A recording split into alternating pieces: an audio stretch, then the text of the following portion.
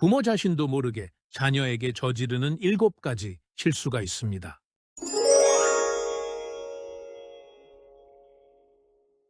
왜 사랑하는 마음으로 한 말이 자녀를 상처 입힐까요? 왜 최선을 다해 키웠는데 자녀와 멀어질까요?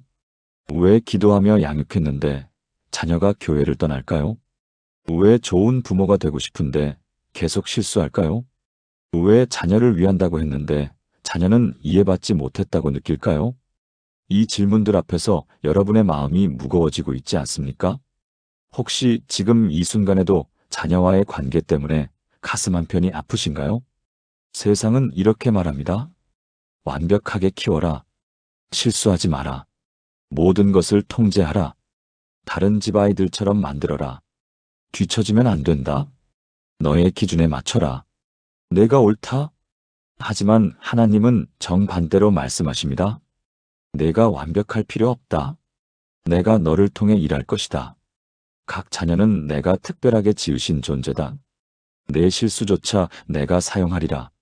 세상은 결과를 보라고 하지만 하나님은 과정을 보십니다. 세상은 성공을 강요하지만 하나님은 관계를 회복시키십니다. 세상은 완벽한 부모를 요구하지만 하나님은 기도하는 부모를 찾으십니다. 여러분, 저는 오늘 무거운 주제를 가지고 왔습니다. 우리가 자신도 모르게 자녀에게 저질렀던 7가지 실수에 대해 나누려 합니다. 이 말씀을 듣는 것이 고통스러울 수 있습니다. 후회가 밀려올 수 있습니다. 나는 정말 나쁜 부모였구나 하는 자책이 올라올 수 있습니다. 하지만 함께 끝까지 가보시겠습니까? 왜냐하면 이 7가지를 깨닫는 순간 여러분의 가정에 놀라운 회복이 시작될 것이기 때문입니다. 하나님은 우리의 실수를 정죄하시려고 보여주시는 것이 아닙니다. 회복시키시려고 깨닫게 하시는 것입니다. 지금부터 함께 시작하겠습니다. 여러분, 이런 말 하신 적 있으신가요? 옆집 민수는 서울대 갔는데 너는 왜 그 모양이니? 교회 집사님 딸은 피아노 콩쿠르에서 상 받았는데 너는? 사촌 오빠는 벌써 취직했는데 너는 언제까지 이럴 거니? 이런 말들 사랑하는 마음에서 나온 것이지요. 자녀가 더 잘 되길 바라는 마음에서 한 말입니다. 하지만 자녀의 귀에는 이렇게 들립니다. 너는 부족해. 너는 실패작이야. 나는 너를 있는 그대로 사랑하지 않아. 비교는 사랑이 아니라 폭력입니다. 비교는 격려가 아니라 정죄입니다. 시편 139편 13절에서 14절은 이렇게 선포합니다. 주께서 내 내장을 지으시며 나의 모태에서 나를 만드셨나이다. 내가 주께 감사하옴은 나를 지으심이 심히 기묘하심이라. 이 말씀의 히브리어 원어를 보면 기묘하다는 단어가 팔라인데 이것은 구별되다, 특별하다, 유일하다는 의미를 담고 있습니다. 하나님은 각 자녀를 비교 대상이 아닌 유일한 걸작으로 창조하셨습니다. 하나님의 눈에 똑같은 자녀는 하나도 없습니다. 각각의 자녀는 하나님이 특별한 목적을 가지고 독특하게 지으신 존재입니다. 다윗이 이 시편을 쓸 당시 그는 자신의 정체성과 존재 가치에 대해 깊이 묵상하고 있었습니다. 그는 하나님이 자신을 지으실 때 실수하지 않으셨다는 확신을 고백하고 있습니다. 우리 자녀도 마찬가지입니다. 하나님은 우리 자녀를 만드실 때 다른 누군가와 비교하며 만들지 않으셨습니다. 그렇다면 우리는 어떻게 해야 할까요? 비교하고 싶은 마음이 들 때마다 이렇게 고백하십시오. 내 자녀는 하나님이 특별한 목적을 가지고 지으신 유일한 존재입니다. 자녀의 장점을 찾아 구체적으로 칭찬하십시오. 너는 친구들에게 참 따뜻하구나. 너의 그 끈기가 정말 대단해. 내가 웃으면 우리 집이 밝아진다. 경기도 수원에 사시는 김영애 집사님 58세의 이야기를 들려드리겠습니다. 영희 집사님에게는 2아들이 있었습니다. 큰아들 준호는 공부를 잘했습니다. 서울대 법학과를 나와 대기업에 취직했습니다. 둘째 민호는 달랐습니다. 공부에는 관심이 없고 그림 그리는 것만 좋아했습니다. 영애 집사님은 매일 민호에게 이렇게 말했습니다. 형은 그 나이에 전교 1등이었는데 너는 뭐 하는 거니? 그림 그려서 밥 먹고 살 수 있어? 형처럼 공부해. 민호는 점점 말이 없어졌습니다. 고등학교 2학년 때 민호는 방문을 잠그고 나오지 않았습니다. 3일째 되던 날 영희 집사님은 문틈으로 쪽지 한 장을 발견했습니다. 엄마, 저는 형이 아니에요. 저는 민호예요. 왜 저를 저로 보지 않으세요? 그날 밤 영희 집사님은 무릎 꿇고 통곡하며 기도했습니다. 하나님, 제가 제 아들을 죽이고 있었습니다. 용서해 주세요. 다음 날부터 영희 집사님은 변했습니다. 민호의 그림을 진심으로 보기 시작했습니다. 민호야, 이 그림 정말 멋지구나. 엄마는 몰랐어. 내가 이렇게 색을 잘 쓰는지. 내가 그린 이 풍경화 거실에 걸어놔도 될까? 처음에는 민호가 믿지 못했습니다. 하지만 엄마가 진심이라는 것을 알게 된 후 민호는 조금씩 마음을 열었습니다. 3개월이 지났습니다. 민호는 다시 웃기 시작했습니다. 6개월이 지났습니다. 민호는 자신의 꿈에 대해 이야기하기 시작했습니다. 1년이 지났습니다. 민호는 예술고등학교에 진학했고 지금은 유명 애니메이션 회사에서 일하고 있습니다. 영희 집사님은 지금도 말씀하십니다. 제가 비교를 멈췄을 때 비로소 제 아들이 보였습니다. 사랑하는 여러분, 지금이라도 늦지 않았습니다. 함께 이렇게 기도해 보시겠습니까? 하나님 아버지, 제가 제 자녀를 다른 아이들과 비교하며 상처 입혔던 것을 용서해 주세요. 제 자녀는 주님이 특별한 목적을 가지고 지으신 유일하고 기묘한 존재임을 고백합니다. 이제 제 자녀를 있는 그대로 바라볼 수 있는 눈을 주시고 그 안에 숨겨진 하나님의 선물을 발견하게 하소서. 비교하고 싶은 마음이 들 때마다 이 진리를 기억하게 하소서. 예수님의 이름으로 기도합니다. 아멘. 오늘부터 자녀를 다른 누구와도 비교하지 마십시오. 당신의 자녀는 하나님이 만드신 유일한 걸작입니다. 시험 잘 보면 사랑해 줄게. 말 잘 들으면 엄마가 예뻐해 줄게. 교회 잘 나오면 아빠가 용돈 줄게. 이런 말들, 자녀를 동기부여하려고 한 것이지요. 더 나은 방향으로 이끌려고 한 것입니다. 하지만 자녀는 이렇게 배웁니다. 아, 나는 무언가를 해야만 사랑받을 수 있구나. 있는 그대로의 나는 사랑받을 가치가 없구나. 조건부 사랑은 자녀의 마음에 두려움을 심습니다. 내가 실패하면 버림받을까? 내가 기대에 못 미치면 사랑받지 못할까? 이 두려움은 평생 그 사람을 따라다니며 괴롭힙니다. 로마서 8장 38절에서 39절은 이렇게 선포합니다. 내가 확신하노니 사망이나 생명이나 천사들이나 권세자들이나 현재 일이나 장래 일이나 능력이나 높음이나 깊음이나 다른 어떤 피조물이라도 우리를 우리 주 그리스도 예수 안에 있는 하나님의 사랑에서 끊을 수 없으리라. 이 말씀은 사도 바울이 로마 교회에 보낸 편지의 절정 부분입니다. 바울은 여기서 확신하노니라는 강력한 표현을 사용합니다. 그리스어 원어로 페피스마이인데 이것은 완전히 설득되었다, 의심의 여지가 없다는 뜻입니다. 바울은 하나님의 사랑에는 아무런 조건이 없다는 것을 선포하고 있습니다. 사망도 생명도 천사도 권세자도 현재도 미래도 능력도 높음도 깊음도 그 어떤 것도 하나님의 사랑에서 우리를 끊을 수 없습니다. 우리의 성공도 실패도 순종도 불순종도 하나님의 사랑을 변화시키지 못합니다. 이것이 무조건적 사랑입니다. 그렇다면 우리는 자녀에게 어떻게 사랑을 표현해야 할까요? 너는 존재 자체로 소중해. 내가 무엇을 하든 하지 않든 나는 너를 사랑해. 내가 실패해도 성공해도 너는 우리의 자랑이야.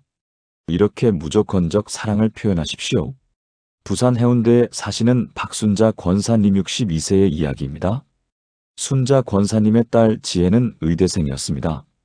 집안의 자랑이었고 교회의 모범이었습니다. 그런데 의대 3학년 때 지혜는 갑자기 학교를 그만두고 싶다고 했습니다. 엄마, 저는 의사가 되고 싶지 않아요. 제 꿈이 아니에요. 순자 권사님은 충격을 받았습니다. 내가 얼마나 공부 열심히 해서 의대 갔는데 이제 와서 무슨 소리야? 엄마 기대에 못 미치면 나를 실망시킬까봐 의대 온 거예요. 하지만 더는 못하겠어요. 지혜는 울면서 말했습니다. 엄마는 내가 의대생일 때만 자랑스러워 하셨잖아요. 있는 그대로의 나를 사랑한 적이 있나요? 그날 밤 순자 권사님은 기도 중에 주님의 음성을 들었습니다. 너는 내 딸을 조건부로 사랑했느냐? 내가 너를 사랑한 것처럼 사랑했느냐? 순자 권사님은 통곡했습니다. 자신이 얼마나 자녀를 자신의 욕심과 기대로 짓눌렀는지 깨달았습니다. 다음 날 아침 순자 권사님은 지혜를 꼭 안아주며 말했습니다. 지혜야, 미안해. 엄마가 너를 조건부로 사랑했구나. 이제 엄마가 바뀔게. 내가 의대생이든 아니든 의사가 되든 안 되든 너는 엄마의 딸이고 엄마의 자랑이야. 내가 행복한 것이 엄마에게는 가장 중요해. 처음에 지혜는 믿지 못했습니다. 하지만 엄마가 정말 변했다는 것을 느꼈습니다. 엄마는 더 이상 공부나 진로 이야기를 꺼내지 않았습니다. 대신 지혜의 이야기를 들어주고 지혜의 마음을 물어봤습니다. 3개월이 지났습니다. 지혜는 엄마에게 자신의 진짜 꿈을 이야기했습니다. 엄마, 저는 사실 상담 심리사가 되고 싶어요. 아픈 마음을 가진 사람들을 돕고 싶어요. 순자 권사님은 웃으며 말했습니다. 그래, 그게 내 꿈이구나. 엄마가 응원할게. 지금 지혜는 상담 심리학을 공부하고 있고 교회에서 청소년 상담 봉사를 하고 있습니다. 순자 권사님은 이렇게 고백합니다. 제가 조건을 내려놓았을 때 제 딸이 진짜 꿈을 꾸기 시작했습니다. 함께 기도해 보시겠습니까? 사랑하는 하나님 아버지, 저는 제 자녀를 조건부로 사랑했습니다. 성적이 좋을 때, 말을 잘 들을 때, 제 기대에 부응할 때만 사랑을 표현했습니다. 용서해 주세요. 주님께서 저를 무조건적으로 사랑하신 것처럼 저도 제 자녀를 있는 그대로 사랑하기 원합니다. 자녀가 무엇을 하든 하지 않든 성공하든 실패하든 변함없이 사랑하는 부모가 되게 하소서. 제 입술로 무조건적 사랑을 자주 표현하게 하시고 제 행동으로 그 사랑을 증명하게 하소서. 예수님의 이름으로 기도합니다. 아멘. 오늘부터 자녀에게 이렇게 말해 주십시오. 너는 존재 자체로 충분히 사랑받을 가치가 있어. 그건 위험해. 하지 마. 엄마가 다 알아서 할게. 너는 가만히 있어. 내가 시키는 대로만 해. 너는 아직 몰라. 혹시 이런 말들 자주 하셨나요? 자녀를 지키려는 마음, 자녀가 실패하지 않기를 바라는 마음에서 나온 말들입니다. 하지만 자녀는 이렇게 배웁니다. 나는 혼자 할 수 없는 사람이구나. 나는 스스로 결정할 능력이 없구나. 세상은 두려운 곳이고 나는 약한 존재구나. 과잉 보호는 자녀의 날개를 자르는 것입니다. 과도한 통제는 자녀의 주체성을 빼앗는 것입니다. 잠언 22장 6절은 이렇게 말씀합니다. 마땅히 행할 길을 아이에게 가르치라. 그리하면 늙어도 그것을 떠나지 아니하리라. 이 구절의 히브리어 하노크는 단순히 가르치다가 아니라 헌신하다, 시작하게 하다는 의미를 담고 있습니다. 즉, 부모의 역할은 자녀를 통제하는 것이 아니라 자녀가 스스로 길을 찾아 시작할 수 있도록 돕는 것입니다. 마땅히 행할 길이라는 표현도 중요합니다. 히브리어로 알피 다르코인데 이것은 그의 길에 따라라는 뜻입니다. 부모의 길이 아니라 그 자녀 고유의 길을 말합니다. 솔로몬은 이 잠언을 쓰면서 자녀 양육의 핵심을 이렇게 요약했습니다. 각 자녀의 고유한 길을 발견하도록 돕고 그 길을 갈 수 있도록 시작하게 하라. 그렇다면 우리는 어떻게 해야 할까요? 자녀가 스스로 선택할 기회를 주십시오. 작은 것부터 시작하십시오. 오늘 뭐 입을래? 저녁 메뉴 내가 골라볼래? 이 문제를 내가 어떻게 해결하고 싶어? 그리고 자녀가 실패할 자유를 주십시오. 실패는 성장의 가장 중요한 교사입니다. 인천 부평에 사시는 최민수 집사님 56세의 이야기입니다. 민수 집사님에게는 아들 준영이가 있었습니다. 준영이가 중학교 2학년 때 친구들과 동아리를 만들고 싶다고 했습니다. 민수 집사님은 즉시 반대했습니다. 그럴 시간에 공부해. 동아리는 대학 가서 해. 준영이가 고등학생이 되어 아르바이트를 하고 싶다고 했을 때도 막았습니다. 위험해. 나쁜 사람들 만날 수도 있어. 안 돼.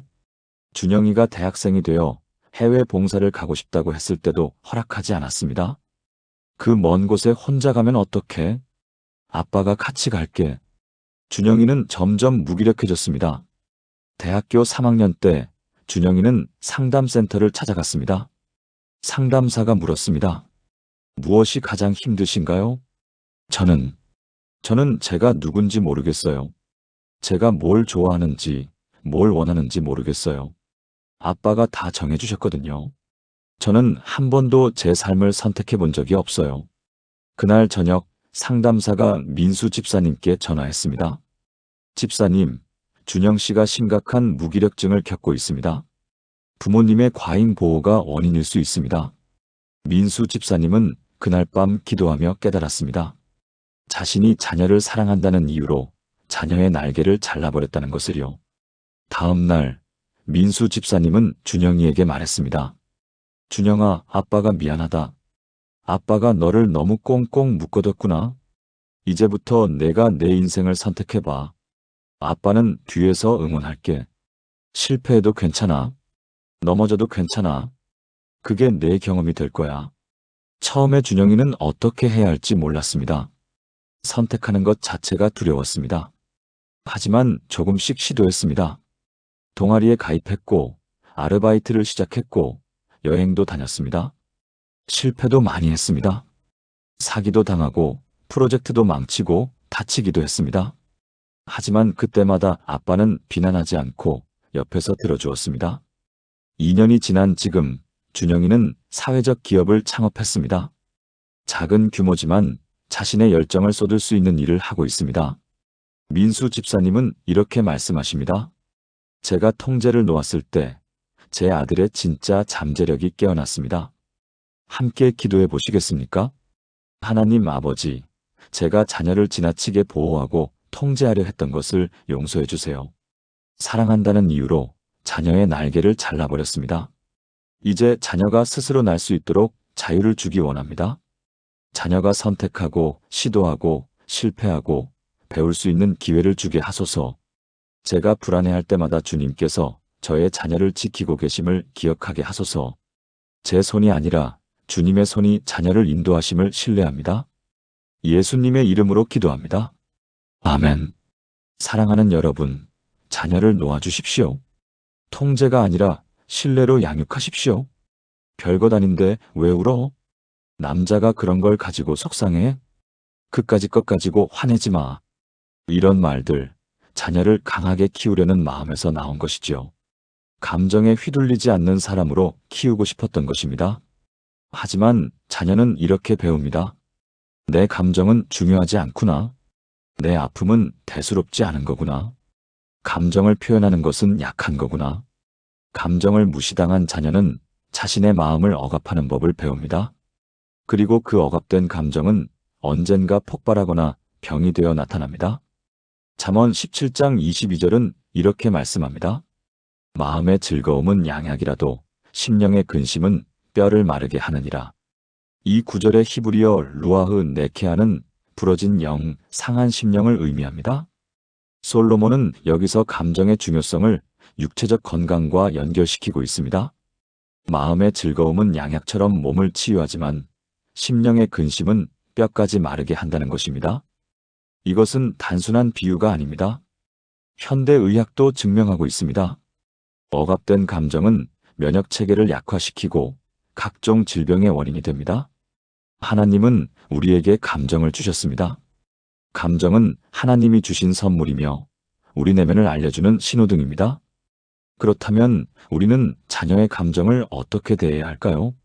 먼저 자녀의 감정을 인정해 주십시오. 많이 속상했구나. 화가 났구나. 그럴 수 있어. 슬프구나. 울어도 괜찮아. 그리고 자녀가 감정을 표현할 안전한 공간을 만들어 주십시오. 판단하지 말고, 조언하지 말고, 먼저 들어주십시오. 대구 수성구에 사시는 이정숙 권사님 60세의 이야기입니다. 정숙 권사님에게는 딸 수진이가 있었습니다. 수진이는 어릴 때부터 감정 표현이 많은 아이였습니다. 작은 일에도 눈물을 흘리고 기쁠 때는 소리 지르며 웃었습니다. 정숙 권사님은 이런 딸이 걱정스러웠습니다. 수진아, 여자가 그렇게 감정적이면 안 돼. 참아. 울지 마. 별것 아니잖아. 그까짓 것 가지고 왜 그렇게 좋아해? 진정해. 수진이는 점점 감정을 숨기기 시작했습니다. 중학생이 되자 수진이는 거의 웃지도 울지도 않게 되었습니다. 엄마, 저 괜찮아요. 항상 이 말만 했습니다. 고등학교 2학년 때 수진이는 갑자기 쓰러졌습니다. 병원에서는 심한 스트레스와 우울증 진단을 받았습니다. 정신과 의사가 정숙 권사님께 말했습니다. 수진 씨는 감정을 너무 오래 억압해왔습니다. 그것이 병이 되었습니다. 정숙 권사님은 그제야 깨달았습니다. 자신이 딸의 감정을 무시하고 부정해왔다는 것을요. 정숙 권사님은 수진이에게 무릎 꿇고 사과했습니다. 수진아, 엄마가 미안해. 내 마음을 들어주지 않았구나. 이제부터 네가 느끼는 모든 감정을 다 말해도 돼. 엄마가 들어줄게. 처음에는 수진이가 마음을 열지 않았습니다. 하지만 엄마가 정말 변했다는 것을 느꼈습니다. 엄마는 더 이상 별거 아니야 라고 말하지 않았습니다. 대신 많이 힘들었구나. 그럴 수 있어라고 말해주었습니다. 3개월이 지났습니다. 수진이는 조금씩 자신의 감정을 표현하기 시작했습니다. 6개월이 지났습니다. 수진이는 웃기 시작했고 때로는 울기도 했습니다. 1년이 지난 지금 수진이는 우울증 약을 끊고 정상적인 생활을 하고 있습니다. 정숙 권사님은 이렇게 고백합니다. 제가 딸의 감정을 인정했을 때 딸의 마음이 치유되기 시작했습니다. 함께 기도해 보시겠습니까? 사랑하는 하나님 아버지, 제가 자녀의 감정을 무시하고 부정했던 것을 용서해 주세요. 자녀가 느끼는 슬픔, 기쁨, 분노, 두려움을 귀하게 여기지 못했습니다. 이제 자녀의 모든 감정을 있는 그대로 받아들이기 원합니다. 자녀가 감정을 자유롭게 표현할 수 있는 안전한 공간이 되게 하소서. 자녀의 마음을 판단하지 않고 공감하며 들어줄 수 있는 귀를 주소서. 주님께서 우리의 모든 감정을 아시고 받아주시는 것처럼 저도 그렇게 하게 하소서.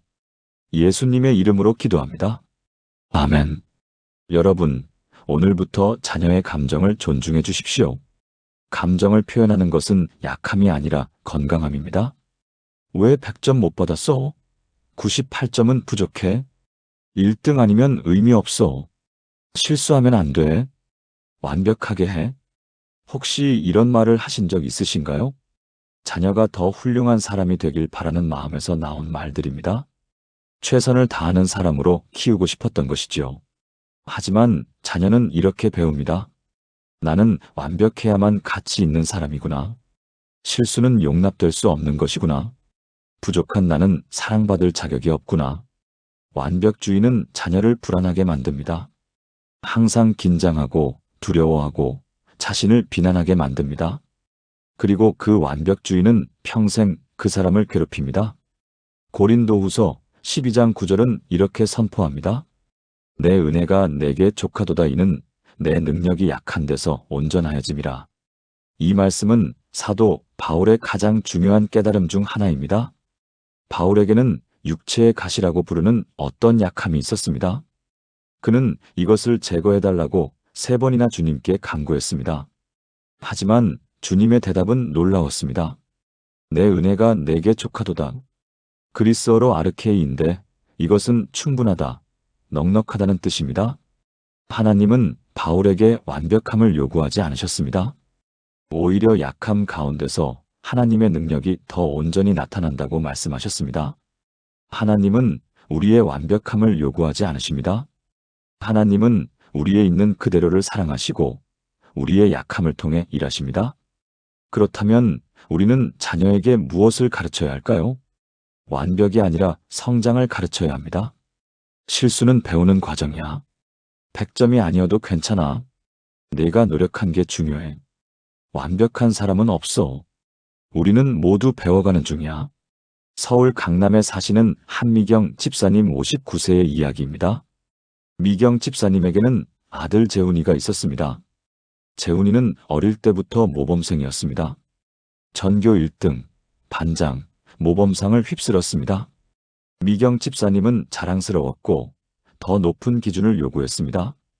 98점? 어디서 2점 잃어버렸어? 2등? 1등과 뭐가 달랐는지 분석해봐. 발표할 때 목소리가 떨렸어. 더 연습해? 재훈이는 점점 불안해졌습니다. 항상 완벽해야 한다는 압박감에 시달렸습니다. 대학교 1학년 때 재훈이는 첫 시험에서 B를 받았습니다. 그날 밤 재훈이는 옥상으로 올라갔습니다. 다행히 룸메이트가 발견해서 막았습니다. 재훈이는 상담센터에서 이렇게 말했습니다. 저는 완벽하지 않으면 존재 가치가 없는 것 같아요. 한 번 실수하면 모든 게 무너지는 것 같아요. 엄마가 실망할까봐 너무 무서워요. 미경 집사님은 상담사의 전화를 받고 병원으로 달려갔습니다. 그리고 아들을 안고 통곡했습니다. 재훈아, 미안해. 엄마가 너를 죽이고 있었구나. 넌 100점 받을 필요 없어. 완벽할 필요 없어. 내가 숨 쉬고 있는 것만으로도 엄마에게는 최고야. 그날부터 미경 집사님은 변했습니다. 더 이상 점수를 묻지 않았습니다. 대신 오늘 뭐가 재미있었어? 라고 물었습니다. 재훈이가 실수하면 괜찮아. 다음에 다시 해보면 되라고 말했습니다. 6개월이 지났습니다. 재훈이는 조금씩 여유를 되찾기 시작했습니다. 완벽하지 않아도 괜찮다는 것을 배웠습니다. 1년이 지난 지금 재훈이는 건강하게 대학 생활을 하고 있습니다. 성적은 예전만큼 완벽하지 않지만 행복해 보입니다. 미경 집사님은 이렇게 말씀하십니다. 제가 완벽을 내려놓았을 때 제 아들이 진짜 삶을 살기 시작했습니다. 함께 기도해 보시겠습니까? 하나님 아버지, 제가 자녀에게 완벽을 강요했던 것을 용서해 주세요. 자녀를 불안하게 만들고 두렵게 만들고 자신을 미워하게 만들었습니다. 주님께서 우리의 약함을 통해 일하시는 것처럼 저도 자녀의 약함과 실수를 받아들이기 원합니다. 완벽이 아니라 성장을, 결과가 아니라 과정을 중요하게 여기는 부모가 되게 하소서.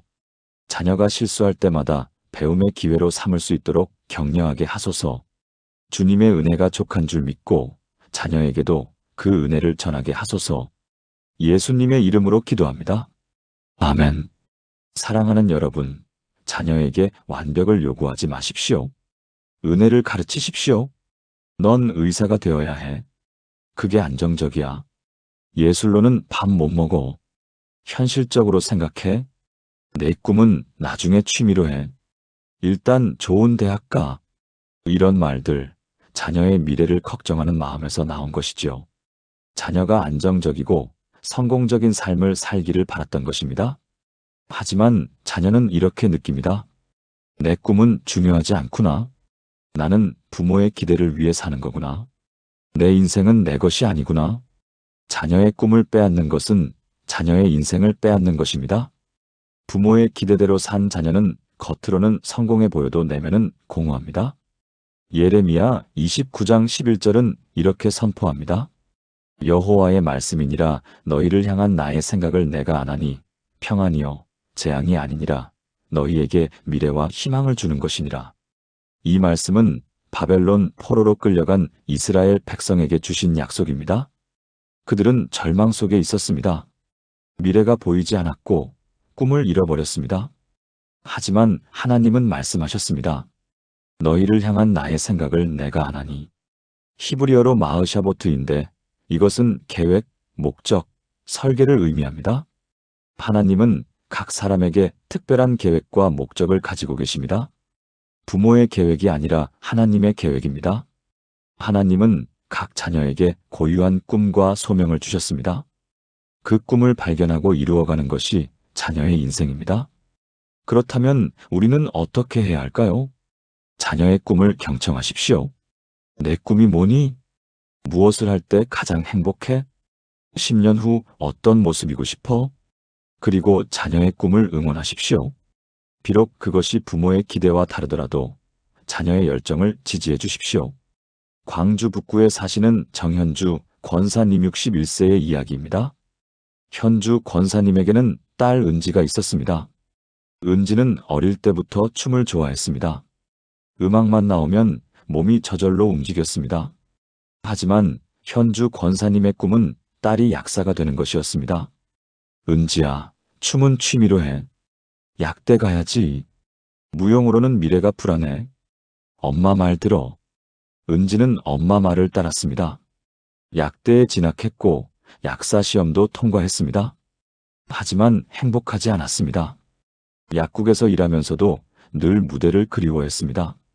약사가 된 지 5년째 되던 해, 은지는 심한 우울증에 빠졌습니다. 엄마, 저는 이게 아니에요. 이건 제 삶이 아니에요. 저는 춤추고 싶어요. 무대에 서고 싶어요. 현주 권사님은 놀랐습니다. 5년이나 약사했는데 지금 와서 무슨 소리야? 그 나이에 무용을 시작한다고? 하지만 은지는 단호했습니다. 엄마가 허락하지 않으셔도 저는 할 거예요. 이게 제 인생이에요. 그날 밤 현주 권사님은 기도하며 울었습니다. 하나님, 제가 잘못 생각한 건가요? 제 딸을 위한다고 했는데. 기도 중에 주님의 음성을 들었습니다. 너는 내 꿈을 내 딸에게 강요했느냐? 내가 은지에게 준 꿈을 존중했느냐? 현주 권사님은 회개했습니다. 다음 날 현주 권사님은 은지에게 말했습니다. 은지야, 엄마가 미안해. 내 꿈을 빼앗았구나. 내가 춤추고 싶다면 춤춰. 엄마가 응원할게. 은지는 약국을 그만두고 댄스 아카데미에 등록했습니다. 처음에는 모든 게 낯설고 두려웠습니다. 하지만 무대에 설 때마다 살아있음을 느꼈습니다. 2년이 지났습니다. 은지는 작은 무용단에서 활동하며 청소년들에게 춤을 가르치고 있습니다. 수입은 약사 때보다 적지만 얼굴이 빛납니다. 현주 권사님은 이렇게 고백합니다. 제가 제 기대를 내려놓았을 때 제 딸이 진짜 인생을 찾았습니다. 함께 기도해 보시겠습니까? 사랑하는 하나님 아버지, 제가 자녀에게 제 꿈과 기대를 강요했던 것을 용서해 주세요. 자녀를 위한다는 명목으로 자녀의 꿈을 빼앗았습니다. 주님께서 각 자녀에게 특별한 계획과 목적을 가지고 계심을 믿습니다. 자녀의 꿈을 경청하고 존중하고 응원하는 부모가 되게 하소서. 비록 그것이 제 기대와 다르더라도 주님의 계획을 신뢰하게 하소서. 자녀가 주님이 주신 소명을 발견하고 이루어가도록 옆에서 지지하게 하소서. 예수님의 이름으로 기도합니다. 아멘. 여러분, 자녀의 꿈을 존중해 주십시오. 부모의 기대가 아니라 하나님의 계획이 이루어지도록 기도하십시오. 교회 안 나가면 지옥 가. 기도 안 하면 하나님이 벌 주신다. 믿음 없는 것 같아. 더 열심히 해. 혹시 이런 말로 자녀에게 신앙을 강요한 적 있으신가요? 자녀가 믿음으로 살기를 바라는 마음에서 나온 말들입니다. 하지만 자녀는 이렇게 배웁니다. 하나님은 무섭고 엄격한 분이구나. 신앙은 의무고 짐이구나. 나는 하나님께 사랑받을 만한 사람이 아니구나. 영적 압박은 자녀를 하나님으로부터 멀어지게 만듭니다. 두려움으로 신앙을 강요하면 자녀는 결국 신앙을 버립니다. 요한일서 4장 18절은 이렇게 선포합니다.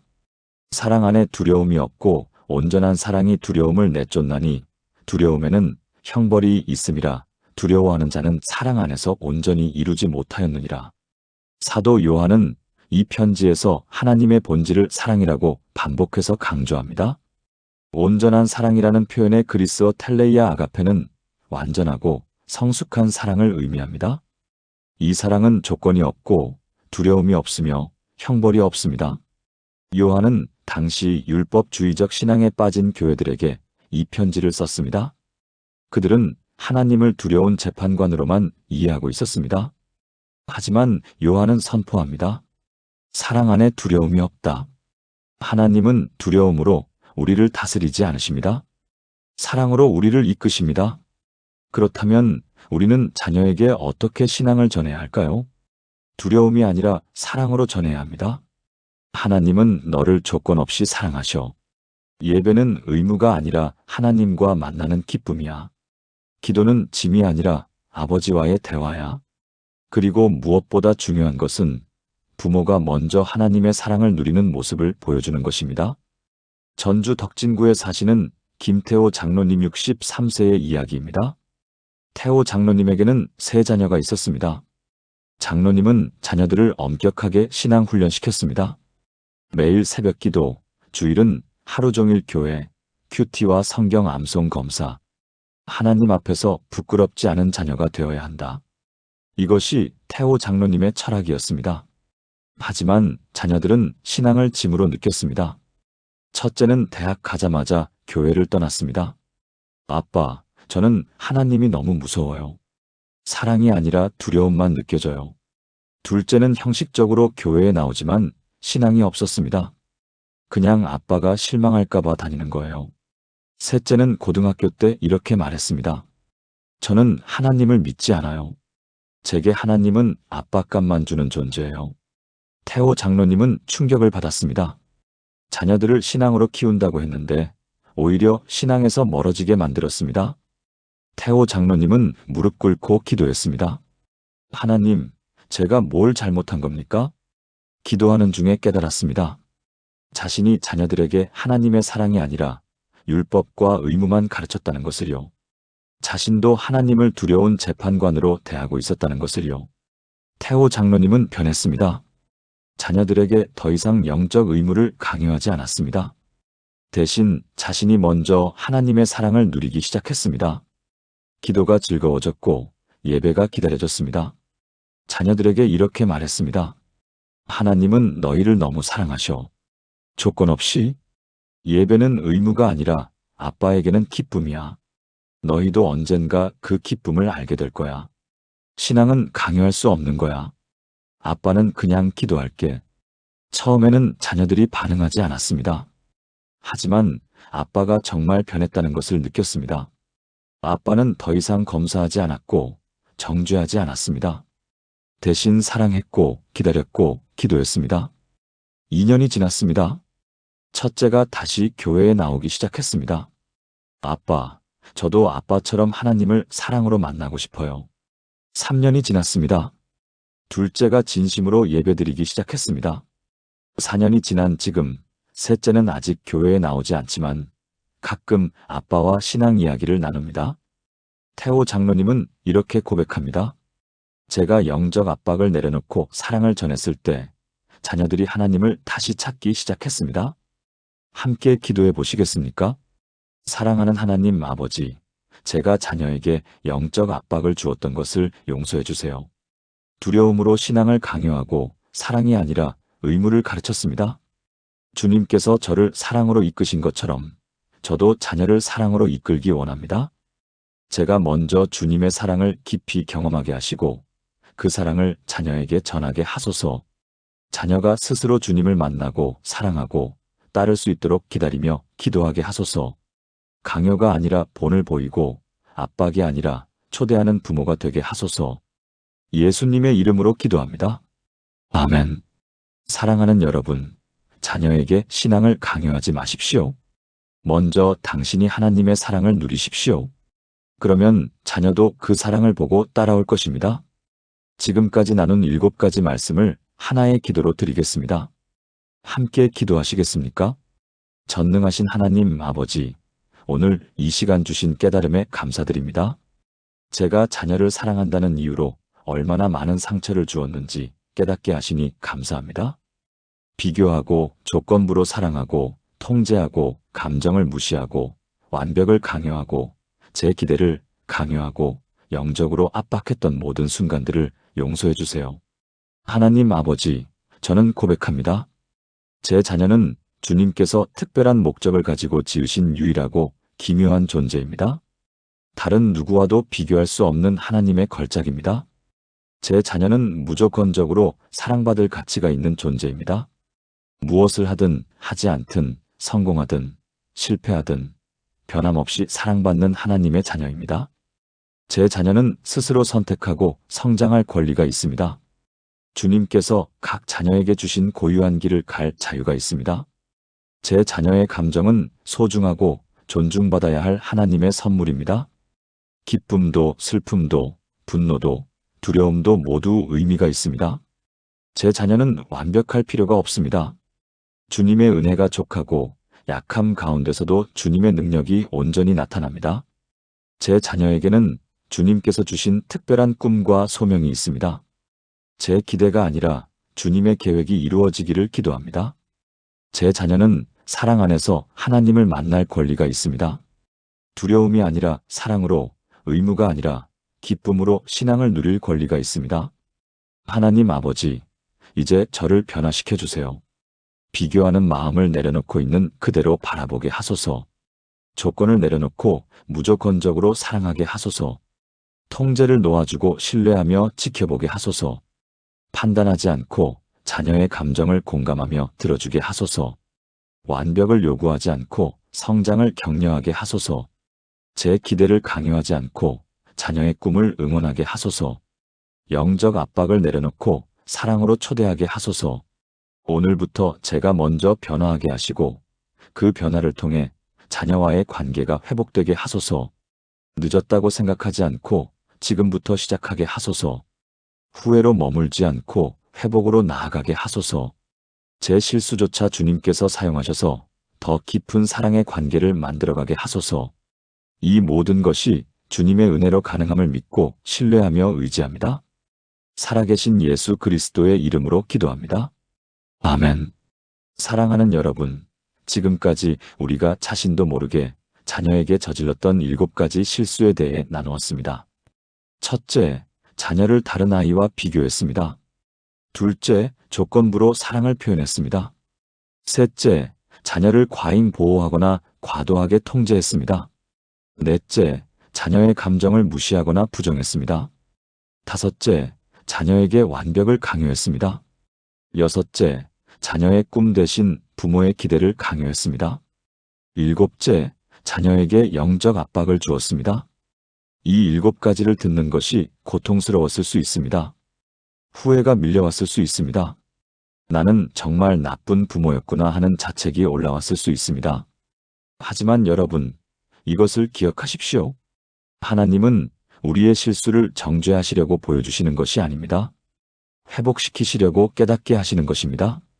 지금부터라도 늦지 않았습니다. 오늘부터 시작하십시오. 자녀를 비교하지 말고 있는 그대로 바라보십시오. 조건 없이 사랑을 표현하십시오. 통제를 놓아주고 신뢰하십시오. 자녀의 감정을 존중하고 들어주십시오. 완벽을 요구하지 말고 성장을 격려하십시오. 자녀의 꿈을 응원하십시오. 사랑으로 신앙을 전하십시오. 그리고 무엇보다 중요한 것은 기도입니다. 우리의 힘으로는 변할 수 없지만 하나님의 은혜로는 가능합니다. 매일 자녀를 위해 기도하십시오. 자녀와의 관계 회복을 위해 기도하십시오. 그리고 당신 자신의 변화를 위해 기도하십시오. 하나님은 반드시 응답하실 것입니다. 여러분의 가정에 회복이 일어날 것입니다. 자녀와의 관계가 치유될 것입니다. 자녀의 마음이 열릴 것입니다. 믿고 기도하며 나아가십시오. 오늘 이 말씀이 마음에 닿았다면 좋아요를 눌러주시고 아래 댓글란에 오늘부터 시작합니다라고 남겨주세요. 여러분의 다짐이 또 다른 부모님들에게 큰 힘이 될 것입니다. 그리고 이 영상을 더 많은 부모님들이 볼 수 있도록 공유 부탁드립니다. 하나님의 은혜가 여러분의 가정에 충만하기를 기도합니다. 여러분의 자녀가 하나님의 사랑 안에서 자라나기를 기도합니다. 여러분이 하나님의 마음으로 자녀를 사랑하는 부모가 되기를 기도합니다. 샬롬.